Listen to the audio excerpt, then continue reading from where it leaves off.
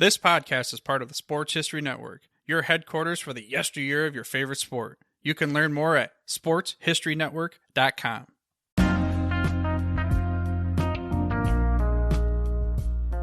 Welcome to the show, everyone. This is Aaron Harris, and you are tuning into the Football Odyssey. My guest today is Ken Crippen, a football historian and an author who recently launched the Football Learning Academy, a website that contains online courses and videos on football history and the impact that the game has had on society. Ken and I discuss his new venture and also discuss his background as a football writer and his own work on the All-America Football Conference and the original Buffalo Bills franchise that was a part of the AAFC. If you click on the link in the description, you'll see a link to the Football Learning Academy and links to our social platforms where you can follow us and share your thoughts on the show. With all that said, here is my conversation with Ken Crippen. All right, Ken, thanks for joining the show. How are you? I'm well. How about yourself? I'm doing well. You've been writing about pro football for 30 years? Probably over 30 years at this point, yes. Do you remember the first article you ever had published? It was probably an early Buffalo team. I'm guessing it was probably 1917 Buffalo teams. So that's probably the first article that I wrote and had published. Was there an attachment to Buffalo that made you want to write that, or was it kind of an assignment that was given to you?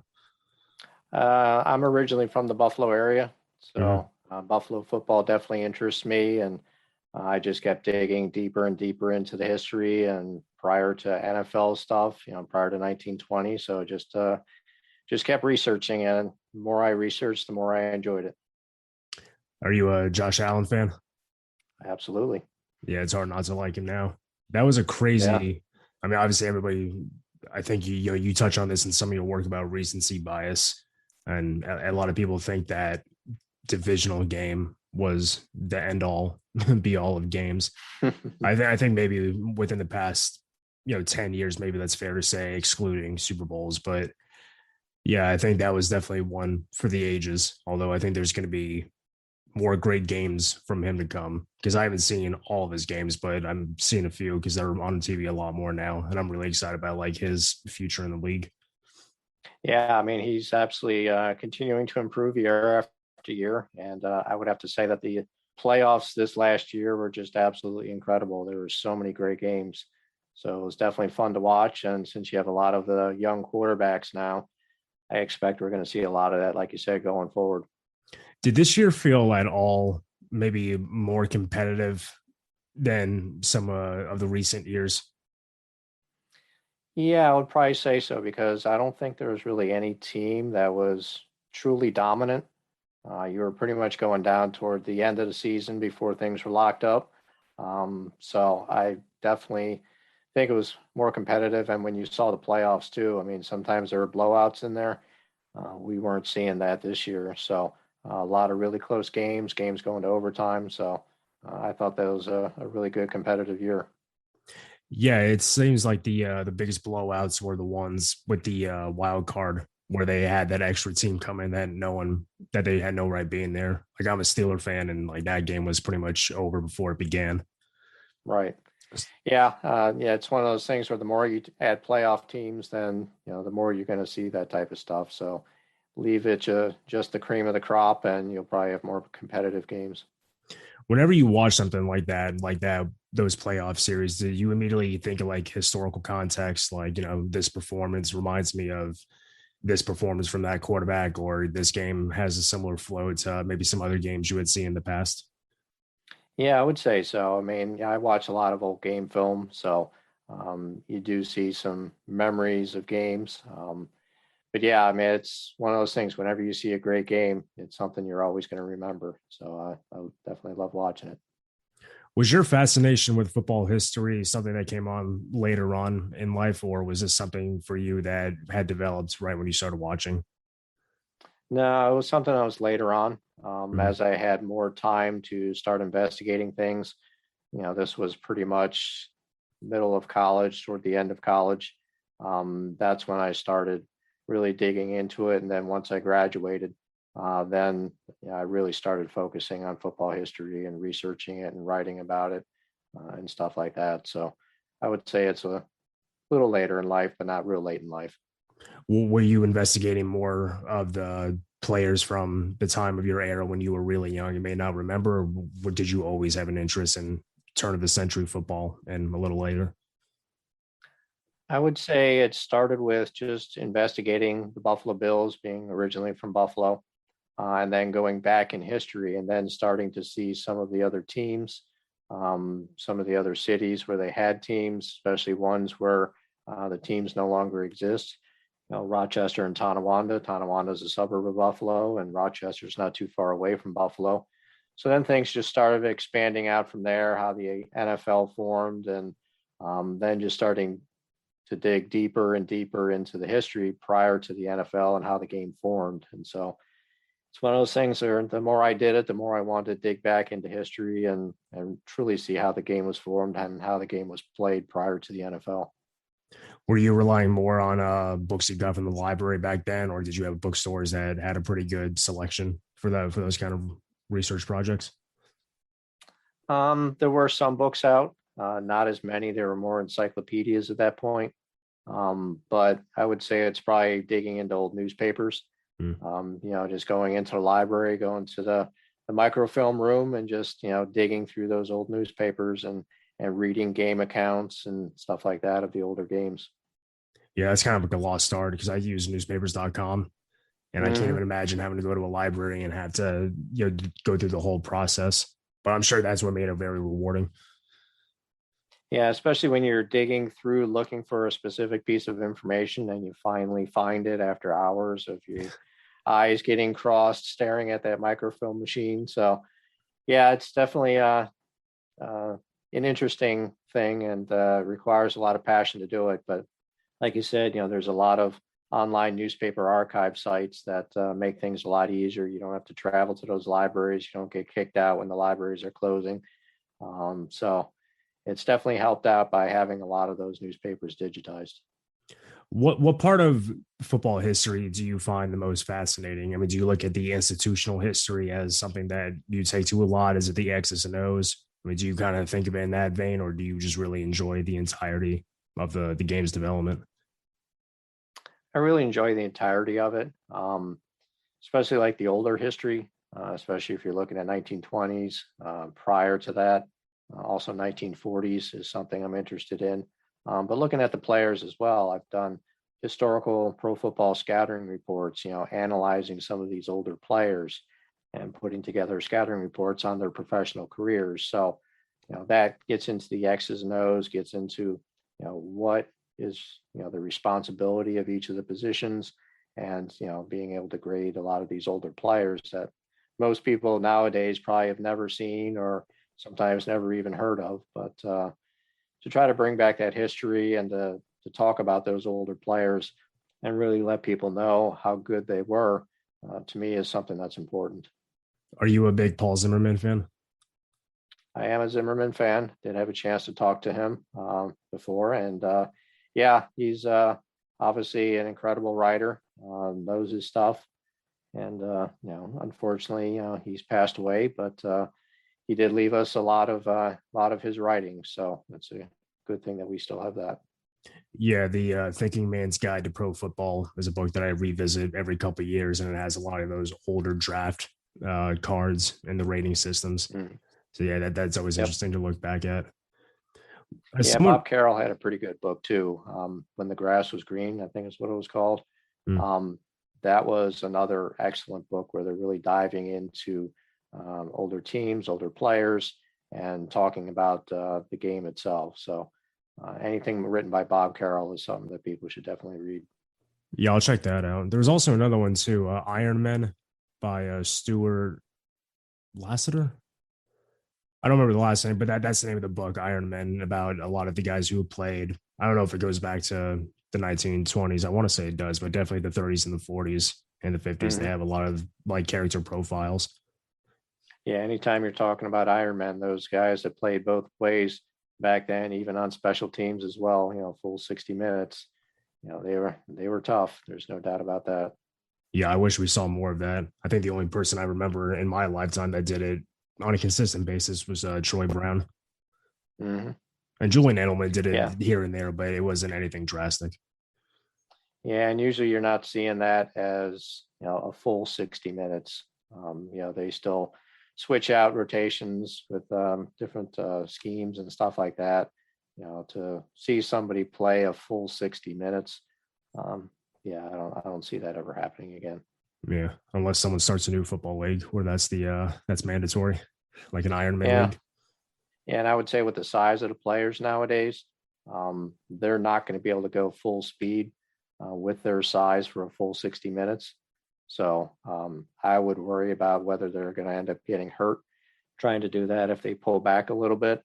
I mean, they're unbelievable athletes, but still, going full speed for 60 minutes is not that easy. So, especially when you spent your whole career specializing in things, you're not used to doing offense, defense, and special teams. Have you ever heard of sprint football? I have not, no. It's originally when it was developed, it was called lightweight football. Like some schools in the Northeast, they had like an unofficial club sport where you can only play if you were 150 pounds or lighter. And over time, as men have just naturally gotten bigger, they've upped the weight scale.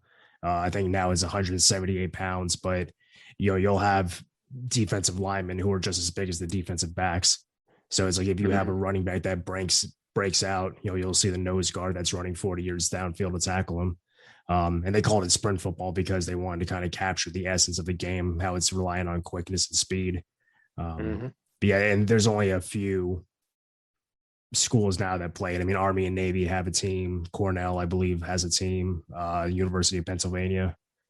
So a lot of the historic schools have it, or a few of them, I should say. But yeah, I think if you were to do a two-way league, you would have to have some sort of weight limit if you really want to maximize the product in that sense. Yeah, I can't imagine 300-pounders being able to do that. Yeah. So as someone who's interviewed players a lot throughout your life, is there a position that you find players will give you the most in-depth or candid interviews? Not necessarily positions. It's usually eras. Okay. A lot of the older guys definitely like talking about it. They don't get to talk about it as much anymore because people aren't really remembering what they did. So it's the older players that really give you a lot of good stories. When I was working on my book on the Buffalo Bills of the All-American Football Conference, a lot of those players, it was great talking to them because they gave me a lot of the inside of the huddle type things, things that they were thinking, things that they were seeing, conversations that they were having in the huddle, as well as, other things that were happening. So those are the guys that really opened up the most, are the older guys. Did that interest in the Bills, was that a product of your interest in the AAFC as a whole, and then you grew to concentrate on that team, or was it through the Bills that you became interested in the AAFC? It was through the Bills. So basically, as I was digging through and went past, the current franchise and discovered that they had a Buffalo Bills franchise in the 1940s, that piqued my interest. And then from there, that laid the foundation for my interest in all of the All-America Football Conference. So it started with Buffalo and then expanded out from there. What do you think made that conference as a sort of rival league to the NFL as a whole? And what do you think made them stand out against some of the other challengers that have come up since the league's inception? A lot of talent. People consider it, an inferior league or a minor league or something like that. And that couldn't be farther from the truth. So I've talked to a lot of players that played in both leagues at that time. Every single one of them have said that the AAFC was just as strong as the NFL, if not stronger. The only criticism, or close to criticism, I had from one player is that he said that the worst teams in the All-America Football Conference were worse than the worst teams in the NFL. Then he had the caveat saying that the strongest teams were stronger than the strongest teams in the NFL, obviously pointing to Cleveland Browns. And when you see it, there were, I think, within the first year or so, 110 players from the NFL were on AAFC rosters, and very few of them made all conference teams. So you had brought in a lot of NFL talent, and they were not the stars. It was the other talent that they had. And when you take a look at the Cleveland Browns, when they came into the NFL, they beat up on the Philadelphia Eagles to win the championship that first year. They continued winning championships into the mid 50s. So they were definitely a very strong team. And if the NFL thought that they were, inferior in talent and stuff like that, they had a dispersal draft at the end of the All-American Football Conference where the NFL teams were able to draft all the players from the All-American Football Conference. If it's inferior talent, then why are you so desperate to try to get all of the talent from the All-American Football Conference when it folded? So, and then you look at the Hall of Famers that came out of the All-American Football Conference, and that pretty much tells you that they were not an inferior league, that they were definitely on par with them, if not better. Yeah, I think it was the NFL commissioner at the time, Elmer Layden, had said something to the effect of whenever they asked about the AAFC launching, he's like, let me know when they get a ball or something to that effect. Yep. Yeah, he said that right before the 1946 season. And they refused to talk with the All-America Football Conference as far as trying to share a draft or playing an overall championship game similar to the Super Bowl, like they did late with the AFL and NFL. Refused to do any of that because they were definitely scared. They knew that the All-America Football Conference could come in and embarrass them, and they didn't want to see that happen. So they did everything they could to try to say that they're an inferior league, they're a minor league, and everything like that. And they kind of proved things out when Cleveland came in, that they just kicked people's butts. Did a lot of the players come back from the war and join the AAFC that had previous NFL experience? Yeah, there were a lot of players actually that came back from the war and went to the All-American Football Conference. The NFL tried their best to prevent that from happening, saying that they're going to blackball any player that signs an All-American Football Conference contract and will never be able to play in the NFL again, all that kind of stuff. But the AAFC, they did have some money and they were able to pay competing contracts, and a lot of really good players jumped leagues over to the All-American Football Conference, and that definitely helped them out. Was it Bill Radovich that launched a big lawsuit against the NFL over that, or did that come later on? There were several people that had lawsuits going on.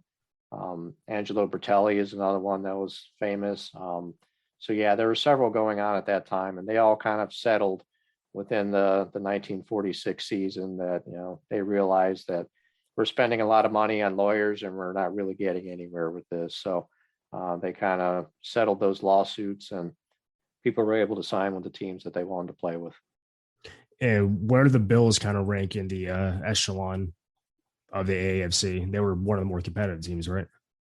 I would say 47, 48 time frame. That's correct. Even into 49. In 48, they were in the championship game. 49, they were playing in the playoffs. But, Cleveland was just a buzzsaw at that point. So they weren't able to get past them. But 46 was a pretty bad season. 47, they struggled a little bit. But, by the time they got to 48, they were pretty strong. And 49, they were relatively decent as well. Did they have pretty good support with the citizens of Buffalo? Were people go to Civic Stadium? Yep. Yeah, they absolutely had good support from the city itself. And even when Buffalo was trying to get a team in the NFL when the AAFC folded, there was a lot of civic support as far as people buying season tickets, people buying stock, in order to show that there was definitely a big following in Buffalo and that they would be able to support a team. Unfortunately, it wasn't enough for the NFL for various reasons, but there was definitely a lot of support within the Buffalo area for that team. What was the biggest reason that the NFL didn't want to bring them in with the other three franchises? I've never been able to get a concrete answer on this, but Bert Bell had promised Buffalo that they would present a schedule with Buffalo on that schedule because they knew that the other owners wanted to see what the schedule would look like if Buffalo were to join the league. Mm-hmm.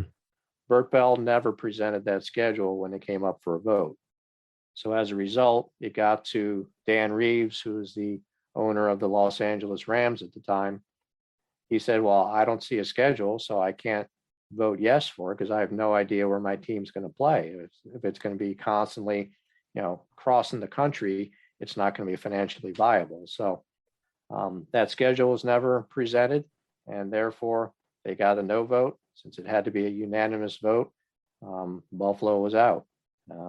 And even talking with Upton Bell, the son of Bert Bell, he didn't have any explanation for it. And in all the research I've done, there was no explanation for why Bert Bell never presented that schedule that he supposedly had put together. Yeah, it's fascinating. You kind of wonder if you could find an answer, how things would have been different. Yeah, I mean, you're talking about Buffalo having a team. If they still would have had a team, you never would have seen the Buffalo team of the American Football League in 1960. So, yeah, things definitely would have been different at that point if Buffalo had a team in the NFL. Was the AFL incarnation of the Bills like an homage to the AAFC team? There is a lot of similarities. They definitely pulled the name from the All-America Football Conference. And even if you look at the uniforms at the very beginning, they said it was, to model it after the Detroit Lions because owner Ralph Wilson was from Detroit.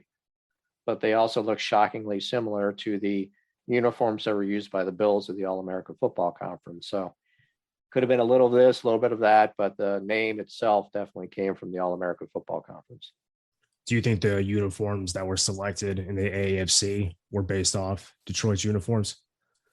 No, because Ralph Wilson wasn't involved at that point. There really was no Detroit connection. It was just once Ralph Wilson brought the team to Buffalo, that's when you had that Detroit connection. Do you know the YouTube channel Comrade Dobler? I don't know that particular channel. I mean, obviously I've heard of the player. It has a lot of highlight reels of teams going back to the 40s and maybe a little bit before, but they actually have a couple of half hour, 40-minute highlight reels of the Buffalo Bills. Mm-hmm. And it was interesting to see because you watch it, they play out of the T formation. A lot of the teams are still using like the single wing at the time because it was still in vogue. But yeah, it looks like there was definitely some potential on that team. They definitely looked like they were competitive, especially compared to, I guess Cleveland always swept the floor with them, but I guess that was everybody in the league. Pretty much, yeah. Yeah, I mean, it's I'll definitely have to check that channel out. I do have a lot of game film from the All-America Football Conference, but they may have something there that I've never seen. But yeah, I mean, right in the 40s there, that's when they had the conversions from single wing to T formation. So some teams were using the single wing, some were using the T formation. But it's nice to see those two kind of going up against each other and seeing who's successful. But yeah, like you said, Cleveland was just an absolute buzzsaw during the All-America Football Conference. I mean, yeah, they had their undefeated season in 1948 that nobody really talks about. They just talk about the 72 Dolphins, but 48 Browns did it first. But what was really impressive is they were on a 29-game streak where they did not lose a game. So it started in 1947. I think they lost one game in 1947. Went all the way through the rest of the season, won the championship. Went all the way through 1948, winning the championship, and then going through 49 with only one loss and winning the championship. I mean, you're never going to see that again. And you also take a look at it too, is they won 4 championships, but they only lost 3 games in those 4 years. So they've won more championships than they lost games. Yeah, not even New England's prime did they ever match that. I mean, I think they had like a 21 game winning streak, but obviously you're incorporating a 16-game schedule as opposed to 12, was it? Mm-hmm. Yeah, and you look at it, the Patriots weren't able to do it. I mean, you look at the strong teams of other generations. I mean, you had the Lombardi Packers of the 60s, you had the Steelers of the 70s, you had the 49ers, the great 49ers teams. Nobody was able to even come close to that. So I don't think it's ever going to be matched. Why do you think that history or sort of the records of the AAFC or any sort of mention of their records or dominance is kind of fallen to the wayside. It doesn't seem like a lot of people, you see the NFL promote the AFL NFL rivalry a lot, whether you're doing in-game broadcasts or some documentaries, but the AAFC's history is kind of pushed under the rug. I mean, do you have any reason or any ideas as to why that is? Well, the NFL has said that the AAFC never turned over the official score sheets to the NFL when they merged. And so therefore they don't see the All-America Football Conference, any of those statistics as being legitimate. That was their excuse. So that, and also, they probably wanted to continue the myth of them being an inferior league. So they didn't want to push things. Now, obviously, with more television out there, you're able to see all the AFL games. It's a lot more difficult to kind of sweep that under the rug because everybody's been watching it for, a decade by the time they merged. So, I think it's just the combination of, wanting to promote the inferior league methodology or, mindset. And then they use the score sheets as their excuse for why they could kind of sweep it under the rug. In the aftermath of the leagues or three of the teams being absorbed, like what kind of happened with like some of the key figures, like Arch Ward? Did he just go back to the Tribune or did he set off for other waters? As far as I know, he did go back to the Tribune, continued doing that. He was continued to be involved in football in various ways. It's more of an advisor, a consultant, but no interest in forming another league or anything like that. As far as some of the other people in there, obviously we know Paul Brown, he continued on. Jim Brule, the owner of the Buffalo team, he kind of just disappeared. He was a partial owner of the Browns. That was kind of his buyout deal. That he got part ownership in that, but then he just kind of disappeared. So I think he sold off his interests. But yeah, a lot of those people, the players, some continued on in the NFL, some went up to Canada to play in that league. As far as the administrators, a lot of them just went back to their original businesses. They obviously had other businesses that they were running, so they just focused on those businesses at the time and really weren't involved in football at all. Did Buffalo, between the closing of the AAFC and the start of the AFL, were there any other attempts at having some sort of football, either professional or semi-pro, or just regional minor league teams? They did have some semi-professional teams, and they continued into the late 50s, but there was no major league football in there. So, I mean, there's that big gap, and I think that's why it worked out so well for Ralph Wilson when he decided to bring the team to Buffalo, that they were starving for Major League Pro football, and so they really were able to support the team. Now, as far as the Football Learning Academy, first, you want to tell the audience what it is? It's an online school that I created to teach pro football history. So we've got classes, we have videos, we have a blog, and we try to focus on all aspects of pro football history, but we really want to take a deeper dive into things. Also, there are some myths that are out there, and we want to kind of correct the record on a lot of things. So that's why I formed it. That's why I put it together. And we've officially soft launched a few weeks ago, and our hard launch is in June. So you can access the classes now, take the classes, check out the blog, and see the content that we have. And we're going to continually add more and more content as time goes on. What myths are you trying to clear up?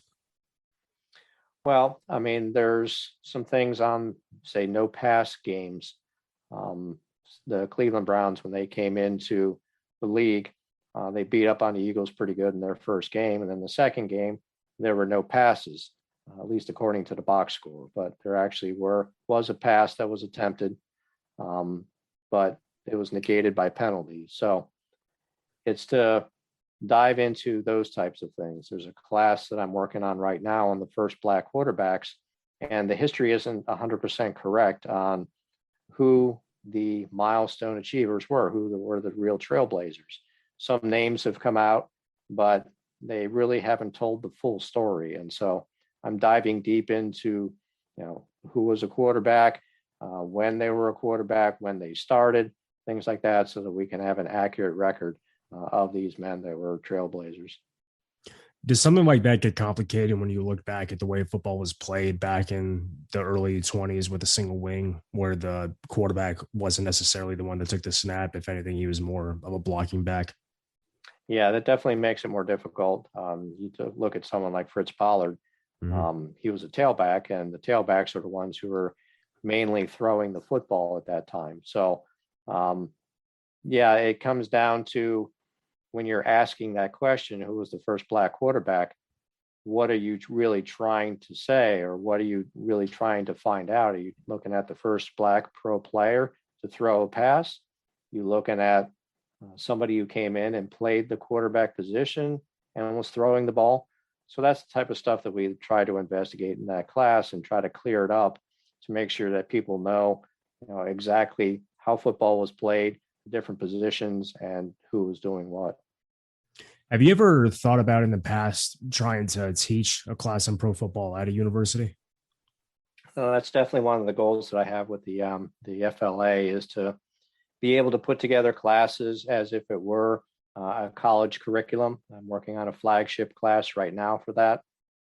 So I definitely want to be able to teach this in a college or a university. And so this is kind of that proof of concept that there's definitely interest in there, and that people are going to be interested in that. When it comes to, obviously, there's so many different ways you can approach something like this, right? I mean, you have obviously 100 years worth of material to cover, and you can look at it from a multitude of different angles, from like player biographies to X's and O's and the institutional part of the game's history. But I mean, do you have like a curation process for how you want to present this material or come up with ideas? Yeah, I basically want to start from the beginning, back before was anything that's even recognizable as American football. It started off as a combination of soccer or rugby. So it's going to start off by, okay, how did those two sports come together, and how did they change the rules to come up with the game that we know of today as American football? And then kind of followed from there. So, I mean, you're talking about 100 years. That's just for the NFL in 1920. Well, this goes all the way back into the 1800s, 1860s, 1870s. So we want to see how that game formed, and then take it from there of, okay, now let's start getting into the first professionals, and then the professional teams, and then getting into the beginning, the first leagues that were out there, and then just kind of expanding it from there. So, yeah, like you said, there's lots and lots of years to talk about, and I basically want to kind of go through in chronological order of how the game evolved, how things changed, the players, the milestone accomplishments, things like that. So that's how I'm putting together the class. Is there one topic in particular that you're really looking forward to getting to?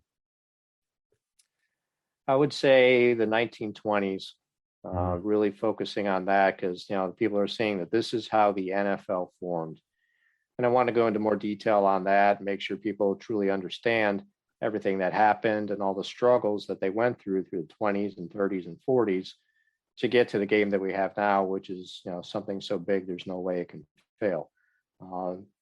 There was lots of times when the league could have failed, and being able to investigate some of that and making sure people understand what happened, I think will definitely put things into historical context. Now, when you look at sort of ways to promote it, I mean, do you want to do partnerships with schools and universities to be able to get this in front, maybe get in front of more eyeballs or more people who are in that environment who may have an interest in this sort of historical angle of a sport that they love? Yeah, absolutely. Definitely would like to partner up with colleges and universities to have this as an elective, because there's multiple majors where this would fit into. You can be a history major, you can be a communications major, you can be sports management, anything like that. Anybody who's got any interest in football history would enjoy taking this course. And in the market research that I've done, there's definitely a lot of interest from people that, they say that, hey, if this was available when I was in college, I definitely would have signed up for it. So we know that the interest is there. It's just proving that there's a good curriculum that people would want to follow. And that's what we're doing at the FLA, is showing what a curriculum would look like, in hopes that we would be able to partner up with some college or university down the road. Was this an idea that you've had brewing for a while that you can only do once the technology allowed it? Or was there some sort of spark that allowed you to think of something like this? It's something I've thought about for a while, but like you said, the technology really wasn't there at that point, or if it was really expensive. But now it's become more affordable to be able to do this and be able to put out classes at a decent price point, so that people are going to be able to, access this, that it's accessible for everybody. So, excuse me. So yeah, it's something that I've wanted to do for a while, but it was a year ago when I finally was able to put it into motion and make it happen. And like I said, we just had our soft launch, and we're raring to go. And you said some of the proceeds are going to go to athletes who are suffering with some sort of ailments from their playing careers. Yeah, I mean, players have been very good to me over the years, as far as granting me interviews and getting me in touch with former teammates and giving me background for other interviews and things like that. And as I'm going through it, especially since most of my interviews are a lot of the older players, you hear all the stories of all the medical issues that they're having, and everything that's going on with them, and struggling to pay their medical bills. And so I want to be able to give back for all the generosity that they gave to me. And so a portion of all the money earned at the FLA is going directly to help retired players in need, the ones who are struggling to pay those medical bills and need those health and wellness programs to be able to get through the day. Wonderful. Well, to close this off, I want to ask, you are now the former president of the Pro Football Researchers Association, correct? Correct. Yes. I was basically in a leadership position of that organization for 16 years, starting off as assistant executive director, then executive director, and then finally as president. So what would you say is your fondest memory as president, and what you're most proud of being in that position? I would say growing the organization, not only from a membership standpoint, but from a visibility standpoint. You're seeing the PFRA mentioned in articles and on websites a lot more often now than we did in the past. A lot of that was because of the Hall of Very Good that the PFRA does every year.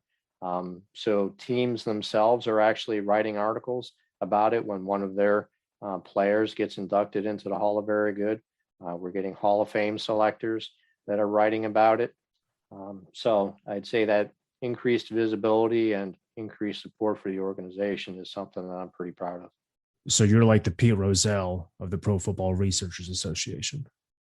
I don't know if I go that far, but you got the name out there. Is definitely something that makes me happy, seeing all the work that's gone into it from all the people. The organization was formed in 1979, and so there was a lot of work from a lot of people in order to do that. And I just happened to be the last person that was there, and now George Bozica is the president of the organization. It's in great hands, and I know it's going to continue to skyrocket under his leadership. Sound words. Do you want to tell people where they can get the information about the site and where they can follow you? Yeah, I would say for the website itself, the Football Learning Academy, it's www.football-learning-academy.com. We're also on all the major social media platforms, Twitter, Facebook, Instagram, LinkedIn. So you can definitely find us on all those platforms. And I hope you'll sign up for classes. There's free classes as well as paid classes. So everything should be accessible to people. All right. Awesome, Ken. Thanks for coming on. Hopefully the website will get a lot of attraction, and I'll put a link in the description for anyone who's interested. But thanks for coming on again. This was fun, and I wish you a lot of success with the website. Thanks for having me, Aaron. I appreciate it. All right. Take care. Thank you.